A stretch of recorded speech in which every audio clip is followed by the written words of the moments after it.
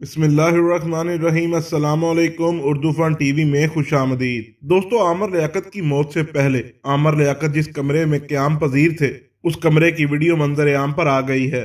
दोस्तों, आमर लियाकत को घर में मुर्दा पाया गया। आखिर क्या वजह बनी? अब तक की तफसीलात के मुताबिक आमर लियाकत हुसैन कुछ दिनों से काफी ज्यादा डिप्रेशन का शिकार थे।